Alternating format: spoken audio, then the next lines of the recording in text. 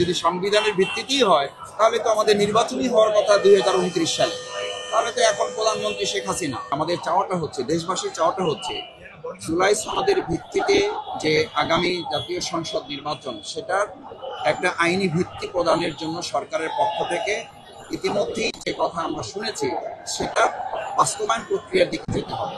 তার লক্ষ্যে সর্বপ্রথম কাজ হচ্ছে গণভোটের মাধ্যমে নভেম্বরের মধ্যেই যাতে গণভোট হয় এবং তারপরে ফেব্রুয়ারি মাসে যে জাতীয় নির্বাচন হওয়ার কথা রয়েছে সেটা হবে। আপনারা সবাই উপলব্ধি করতে পারার কথা, এটা খুব সাধারণ একটা কথা যে আপনি একই দিনে জাতীয় নির্বাচন আর গণভোট অনুষ্ঠিত হওয়া, আর জাতীয় নির্বাচনের 3 মাস বা 2 মাস বা 1 মাস পরে গণভোট হওয়ার মধ্যে তো কোনো পার্থক্য নাই। কারণ গণভোটের ভিত্তিতে যে মতামতটা আসবে সেটার উপরে তো জাতীয় নির্বাচনের অনেকগুলো বিষয় নির্ধারিত হবে।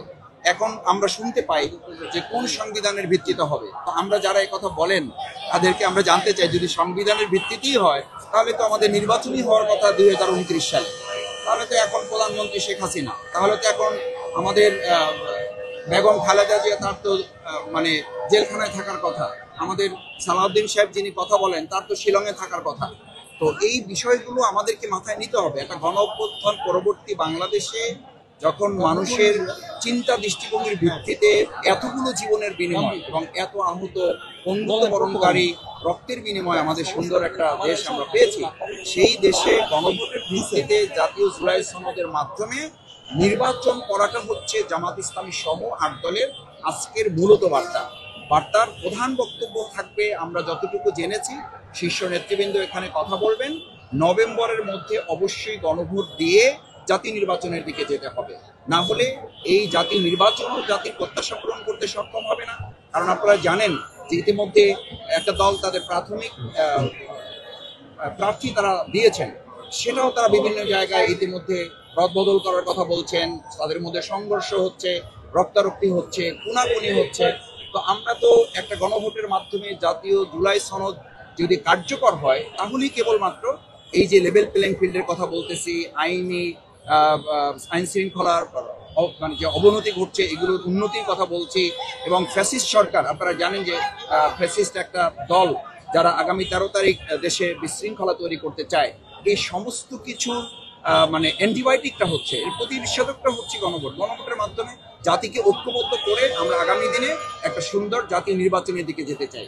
এবং গণভোটই হচ্ছে তার একমাত্র পথ। সেই পথের ক্ষেত্রে যারা এটা বলেন যে একদিনে জাতীয় ভোট এবং গণভোট, এর সম্পূর্ণ অযৌক্তিক একটা ব্যাপার, অবৈজ্ঞানিক একটা ব্যাপার, এবং জনগণের সাথে এটা প্রতারণা ছাড়া আর কিছু নয়। কারণ আপনি একদিনে করা আর পরে 2 দিন পরে বা 5 দিন পরে বা 1 মাস পরে করার কি পার্থক্য রয়েছে? এটা আমি তাদের কাছে জানতে চাই যে এই পার্থক্যটা তারা বুঝেন কিনা, বা জনগণ যে এটা বুঝেন যে একদিনে করা আর 3 মাস পরে করার মধ্যে কোনো পার্থক্য নাই। সেই জায়গাটা আজকের এই বিশাল সমাবেশে আপনারা লক্ষ্য করেছেন, হাজার হাজার মানুষ ইতিমধ্যে উপস্থিত হয়েছে।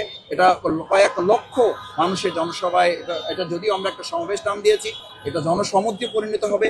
আমরা আশা করি অন্তর্বর্তী সরকার এটা বিবেচনায় নেবেন এবং অতি সত্বর তারা নভেম্বরের মধ্যেই গণভোটের তারিখ ঘোষণা করবেন। অনেক ধন্যবাদ। আমরা নির্বাচনের জন্য এই কথা বলেছি যে নভেম্বরে গণভোট দিয়ে যদি প্রয়োজন হয়, আমরা জানুয়ারিতেও জাতীয় নির্বাচন করতে প্রস্তুত আছি। সেখানে জাতীয় নির্বাচন পেছানোর ষড়যন্ত্রের সাথে যারা গন্ধ খোঁজেন, আমরা বরং মনে করি ঢাকা বিশ্ববিদ্যালয়, জাহাঙ্গীরনগর বিশ্ববিদ্যালয়, রাজশাহী বিশ্ববিদ্যালয়, চট্টগ্রাম বিশ্ববিদ্যালয় যে ছাত্রদের ম্যান্ডেট ইসলাম এবং দেশপ্রেমিক জনতার পক্ষে, এটা দেখে তারা ভীত হয়ে তারাই বরং নির্বাচন চাচ্ছে না, এবং এই কারণে তারা গণভোট থেকে নিজেদেরকে বিরত রাখছে।